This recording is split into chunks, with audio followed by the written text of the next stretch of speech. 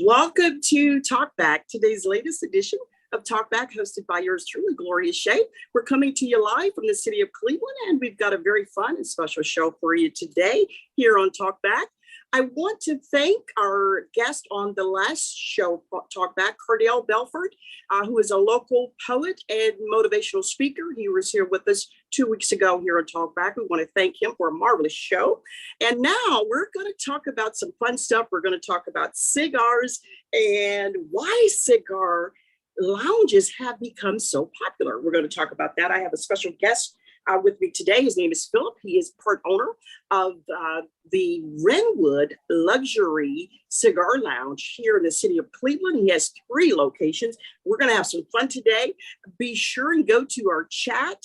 And if you have a question, if you're new to cigar lounges, if you're wanting to learn more about the popularity of cigar smoking in the lounges today, please drop us a question in our chat line. We'll be sure to make sure that Phillip gets that question and he answers it for you. Hi, Phillip, are you there?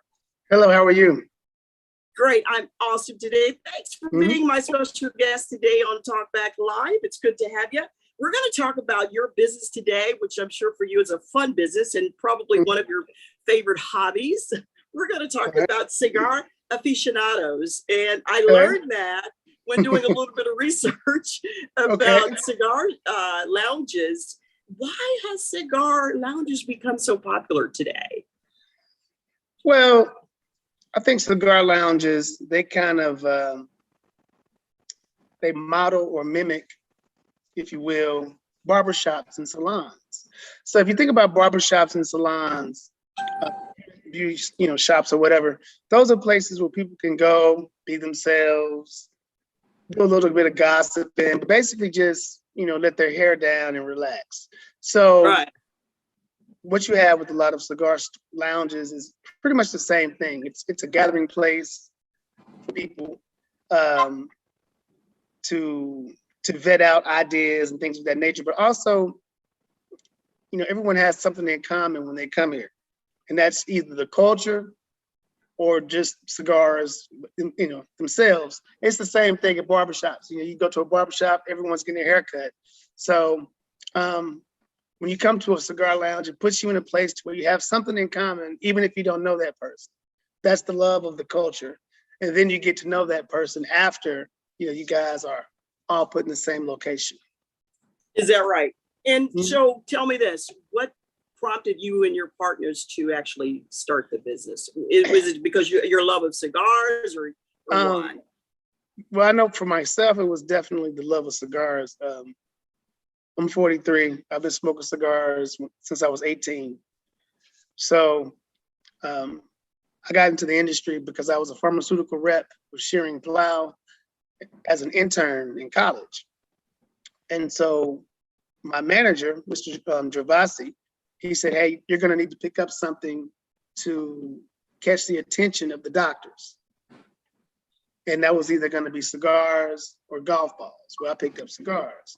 And so over time, it just, became a love affair and something I wanted to do long term. So for me, It was the love of cigars. The love of cigars. How long have you been a cigar smoker? Or connoisseur, I should say, of cigars? Well, connoisseur is kind of a tricky word because you always learn something new every day about cigars. And there's always someone that knows a lot more than you. So I would say I've been really, hardcore probably for the last 12, 13 years. But I've been smoking quite a bit longer than that. But, really getting into the different types of earth that the tobacco is grown in and different leaves and climates and stuff like that, I'd probably say the last 12, 13 years. Tell us now, you have 3 locations here in the city of Cleveland. Briefly share with us the locations. Let's start off there. Where are your locations here in the city of Cleveland? There's one location in Euclid, which is 524 East 200 Street, Euclid, Ohio. There's one in Tremont, which is 2681 West 14th Street, Cleveland. That's Tremont. And then there's another location that I'm affiliated with in Shaker Heights, 3581 Lee Road Shaker Heights, Ohio. So those three. Awesome. Yeah, we've got a lot of dealers right here in the city of Cleveland, as well as in other states. And I've been to your location on Euclid there on the East 200th Street. Beautiful location, very nice decor. And just really myself personally taking an interest in cigars. It was on my bucket list to try a cigar, right? Because I mean, let's face it, years ago, it wasn't very popular that I knew of that females even smoke cigars, right? So it was on my bucket list, and I thought, I'd give it a try. I had a relative in from out of town, and she said, well, hey, you should try it. And I did, and I tell you, it was very relaxing. And I thought, wow, this is pretty cool. This is pretty cool. Tell us a little bit about the different type of people who frequent cigar lounges. Okay. Well, it's a myriad of people. Cigar smokers or enthusiasts, I think they cover the entire spectrum of just personalities, individuality, etc. So, you have some young guys or young ladies that are just getting into it, that may be in their mid-20s, all the way to grandfathers that are 85 years old, lawyers, garbage men, doctors. It doesn't matter. There's no right or wrong way to do it, and there's no right or wrong personality when it comes to cigar smoking. So literally, you see everyone, white, black, Chinese, or European. It really doesn't matter. Everyone comes in that door or one of the doors, and you just kind of have to be able to talk to everyone, because you can't pigeonhole one personality into who should be smoking a cigar, because there's no right or wrong way to do it. Not necessarily. I mean, people will say that there is, but there's not. It's all about your palate and what you like. So there are certain decorum and things of that nature when you come to a cigar lounge that, we expect you to know certain things, but primarily it's up to the individual. And, when you have a wide gamut like that, you're going to get individuality, which is pretty much everybody. So the cigar culture is open to everyone. That's pretty good. That's pretty interesting. Was it like that before, though? I mean, because years ago, I always thought, now my dad smoked cigars, right? Right. And back in the 70s and 60s and 70s, as a kid, I didn't think it was very attractive. I'll be honest, right? Yep. I didn't like the smell of it. I thought it was too smoky. And but he was a consumer of it then. But when I grew up a little bit and got out into the world a little bit, I always thought cigar smokers were really upper echelon folks, guys, things like that. But really today, just as you just explained it, it's really people, it's everyone now. It's a collective group that are fond of cigars. Well, I think that what you remember is more of the European side of smoking cigars, because the culture started in Central South America with the Mayans. The Mayans were the first culture that we know on record to start rolling tobacco, the Mayans. So from there, it kind of went over to Cuba and was perfected in Cuba. And of course, European nations, they picked it up from there and they put their spin on it. And that's more of the formal smoky lounges and real uptight people. That came more or less from the European side once they came to the Caribbean and places like that and picked up this great product. So, I mean, if you go to Cuba now or you look at some of the pictures, they're having a great time. It's not as formal. It's easy. You see a lot of women that are on, just on the block or whatever, smoking cigars. It's very informal there. So I think that the formality or the formalness that you're talking about came from, the Europeans, the guys, this is the boys' club or the men's clubs, and, women can't get in, things of that nature. So to answer your question, yes, I think that 25, 30 years ago, it was very formal because it hadn't been Yes. opened up to multiple cultures. It wasn't multicultural, even though it started as being more cultural. Then it kind of got right, you know. So yeah. it's just now coming back. From where it started. Yeah, most definitely. Mm-hmm. Yeah, most definitely. So here's another question, right? You know the different types of cigars and things like that, and as far as the expensive ones versus the moderate price cigars. Is there anything out there, I mean, really, be honest with the audience, as far as a good, cheap cigar?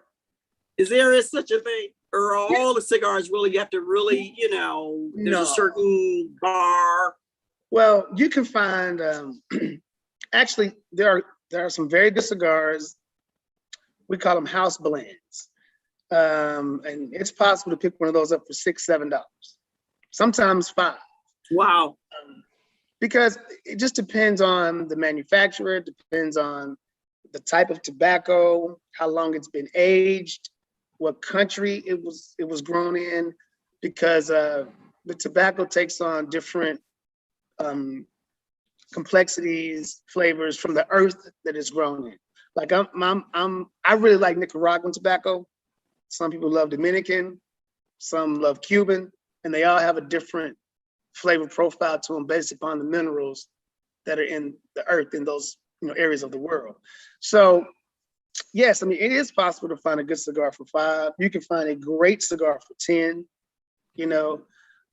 Anything above around $15, I mean, you're just spending a lot of money, and you don't have to, Right. The more you know about cigars, you just buy what your palate likes. I mean, a lot of people's palate, they like a cheaper cigar, but that's what they like. There's no right or wrong way to do it.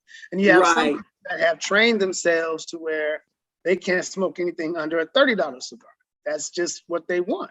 It's not different than, someone that buys a Chevrolet, I don't know, Cobalt, or somebody that buys a Mercedes S-Class. They both have 4 wheels. They're both going to get you there. Probably, it's just how do you want to get there? So, and that depends on your personal taste. Same thing with cigars. Right. Yeah. Just curious on that. I also discovered there's such a thing as cigar lounge etiquette, right? Because I mean, I've been to your establishment. It's very nice. It's very upscale. And I wondered, what is the proper etiquette for someone who's just getting, or just starting to show interest in going out to the lounges? And I discovered there's some do's and some don'ts, right? Number one, the don'ts. Don't talk politics. What's your take on that? Don't blow smoke in someone's face. Those are some of the things that I discovered about what not to do at cigar lounges. Well, let's go to blowing smoke in someone's face. I mean, I don't think that has anything to do with the lounge. I don't think you would do that anywhere. That's just not polite. So that's not a rule that I know of. It's just one of the things that just, as being in society, you don't want to offend anyone. Right. You're not going to blow smoke. Just bad manners. Yeah, that's just bad. That's bad etiquette anywhere. Yeah, that's just bad. What about it says here? Don't judge others. Don't ask to try someone else's cigar. How about that? That would definitely be a negative, because for one, you got to think about all the different germs that are going around now, COVID and everything else, and that's just not very sanitary anyway. So that's not necessarily a rule either. That's just kind of common sense. But at the same time, if you're going to enjoy the lounge, we do require you to buy at least one cigar. So you don't want to have a situation where you got 5 women or 5 guys, all breaking cigars, right? Or all smoking from the same cigar. So yeah, I guess you could say it's not a written rule, but it's something that you wouldn't want to do. We wouldn't agree with it. And talking politics, no, people talk politics all the time. I mean, there are all types of different conversations. We would ask you to do it if you're going to talk it go to an area where you guys can be secluded, keep your voice down, because you don't want to offend someone else at the other end of the lounge. And everyone doesn't want to be a part of your conversation. So we're not going to tell you what to talk about, but just do it within moderation and respect the fact that there are other people here that may not feel the same way you do or share the same values or whatever. So, but I mean, you can talk about what you want to. Awesome. You're listening to TalkBack, hosted by yours truly, Gloria Shea. Be sure to check us out on our YouTube page. Go there for us and like and subscribe. You can pick up our podcast at wherever platform, all podcast platforms are. Be sure and check us out. We're going to take a quick break right now, and we'll see you on the other side. Stay tuned. Right. Thank you. I'm asking.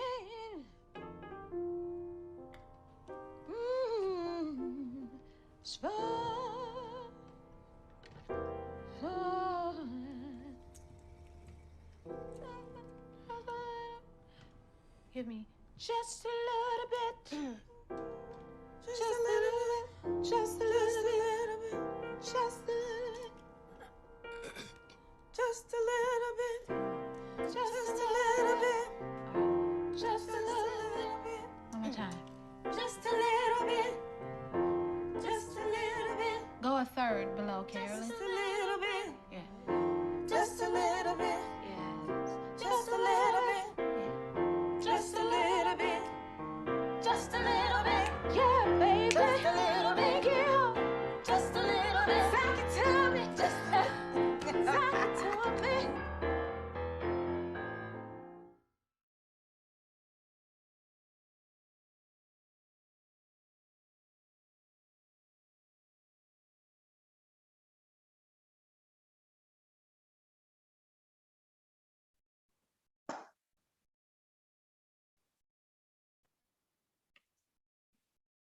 Hi, welcome back to Talk Back Live, hosted by yours truly, Gloria Shea. I certainly hope you're having a great weekend today. It's Saturday, August 14th. We're talking some fun information. We're talking about cigar etiquette and the rage now for cigar lounges. I have a special guest on. I have Phillip on, who's part owner of the Renwood Luxury Cigar Lounge right here in the city of Cleveland. And we have a question for you, Phillip. I have a viewer on who has a question, and they want to know, let's see here. They're wondering about Cuba and the cigars there. Why is the Cuban cigar, why is it the level of the status that it is? And I know right now there's still an embargo with Cuba, so we're not able to get Cuban cigars here in the States, but they want to know, why is a Cuban cigar the level of status that it is? Well, to understand that, you got to kind of go back to its current iteration of what a cigar looks like, the rolling method, and that was pretty much perfected in Cuba. Earlier, we were talking about where it started. It started with the Mayans. They were the ones that started rolling tobacco and smoking it, but it was perfected in Cuba. The hand rolling process was perfected in Cuba. And just the tobacco flavor that comes out of Cuba is very rich and very distinctive. And also 99% of Cuban cigars that you can get a hold of are called puros, P-U-R-O, which means that all of the different parts of that cigar, the filler, the binder, the wrapper, they're all from Cuban tobacco. So it gives it just a great flavor. So what you have is, number one, the Cuban people perfected the rolling process. Two, the tobacco is just fantastic as far as the flavor. And three, it's illegal. So it's almost taboo. You know, if it was the Dominican Republic or Honduras or Puerto Rico, and it was illegal to get them, it would be highly sought after. It just so happens that being that they were the people that perfected it, and it's great tobacco, on top of the fact that you can't get it legally, that makes it taboo, that makes it highly sought after. I see. Okay. Another question you're asked in the chat is, with the legalization of weed or marijuana since the 90s, cigars have been used for blunts and how the attention has been brought to a good rolling leaf for burn and flavor. Not sure what that is. Did you catch that? Yeah, I get it. So I don't smoke marijuana, but I will say that first of all, if you go back to the 90s, what happened was a lot of more prominent Black people, affluent people, rappers, movie stars, etc. That's when you started seeing them smoking cigars. And as far as from a cultural standpoint, people started looking at it like, oh man, that kind of looks cool. I remember when a lot of rappers were coming out smoking cigars. I had started a little bit before that, but it started getting into the mainstream and into your consciousness or whatever of smoking cigars from some of the more affluent, prominent, Black people. That's number one. Now, it really doesn't translate to smoking weed, because that's something I would never recommend you do. If you buy a $15 cigar and you want to break it down and put weed in it, you just wasted your money, because the $15 that you paid was not just for the leaf. It was for the binder and the filler. It's three components of a cigar. The filler, which is most of the tobacco, which is most of the flavor. Well, not most of the flavor. A lot of the flavor comes from the leaf. But the three components are the reason why you spend $15, $20 on a cigar. So cutting it up just for the leaf, we'd never advise that. I've only had maybe 3 people do that I know of in years of selling cigars. That's just not, you can go to the gas station and buy some shells if that's what you want to do. You don't ruin a premium cigar to roll weed in. So, I would think, I would think so. It makes perfectly good sense to me. Let's still talk a little bit about cigar etiquette for those who, like I said, are developing an interest in cigars. One of the don'ts, it says here, don't stamp out your cigar in the ashtray. Is that a yes, yay, or nay? I mean, is that a don't do? I would say it's a don't do, but ultimately you can't tell someone what they're going to do with their own cigar, especially once they've purchased it. Primarily, you should let it burn out on its own if you can, or if you intend on smoking it later, you cut the end off that you lit. And you do that for a couple of reasons. I mean, if you stamp the ash back into the cigar by putting it out, you pretty much ruined it if you were looking to smoke it later, because now it's going to have a lot of ash that you're going to reburn, and it's going to have a horrible flavor to it. That's number one.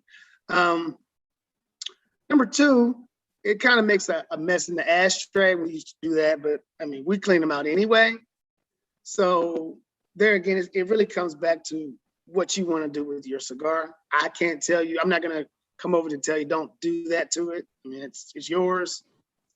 And, so a lot of stuff is mythical. That's kind of a mythical thing. We're not going to be sticklers on that. If you want to stamp it out, go ahead. You just may not be able to enjoy the flavor profile of that cigar like you would have if you hadn't stamped it out. But then again, we always say if you're going to smoke a cigar, you probably want to smoke it in one sitting or one seating anyway, because it's never going to taste the same again once you relight it. It doesn't matter if you cut the end off or stamp it out or whatever. It's just not going to have the same pure flavor profile. So, okay. One more question. Another viewer is asking, are there seasonal flavors in cigars as there is with beer and liquor? And what is your best match with a good cigar as in a smooth drink? Okay, so yes, you do have seasonal blends. Rocky Patel has a winter blend. Oliva makes the nub, which is a smaller cigar. They have a harvest blend, a fall blend. And those are seasonal. They only come out around Halloween, Christmas, things of that nature. So you do have some of that. What's going on? In addition to that, when it comes to pairing a cigar, you're talking about pairing something with a smooth drink. It depends on what drink it is. Is it vodka? Is it bourbon? Or, some type of Tennessee whiskey? It just depends. And I would need to know what type of libation or what type of liquor it is to be able to make a decent pairing with a cigar. It all varies. I mean, if you're drinking a lighter liquor, I would say a lighter cigar, like a Connecticut leaf or a Habano leaf or something like that. If you're going with a stronger or a darker cigar, like a bourbon or a cognac, you may want to pair that with an Oscuro or Maduro or Criollo or something like that. It just depends on, what you're drinking. But there again, it all depends on your palate as well. You have some people that will drink a darker liquor and they love Monte Cristo White Label, which is a Ecuadorian Connecticut liquor. So it all depends on how you graduate your palate and what you ultimately like yourself. Awesome. Good information. Thank you, viewers out there, and for all those great questions. I hope we was able to help you there in your search for a great cigar luxury lounge. Renwood, I would definitely recommend checking them out. They have 3 locations. They are located right here in the city of Cleveland, 524 East 200 Street, right here in Euclid. And their phone number there at that location is 216-356-6384. I'll repeat, 216-356-6384. Check them out. Go by and tell Phillip hi. Make sure you let him know that TalkBack did send you. It's been a great show. And let's talk a little bit before we close. We've got just a few moments left. What are some of the things that you offered at the lounge, or ladies' night, or do you have entertainment? Is it open for someone to rent it out? Things like that. Right. Yeah. So 2 of the lounges, definitely we allow people to rent them out for birthday parties. We've had a few engagement parties, things of that nature. So we do allow the space to be rented. One of the stipulations is, of course, we do require that you purchase cigars because it's not an actual venue. This is a cigar store and lounge. So we'll let you enjoy the space, but we do require that you at least purchase a cigar per patron. That's, of course, kind of goes without saying.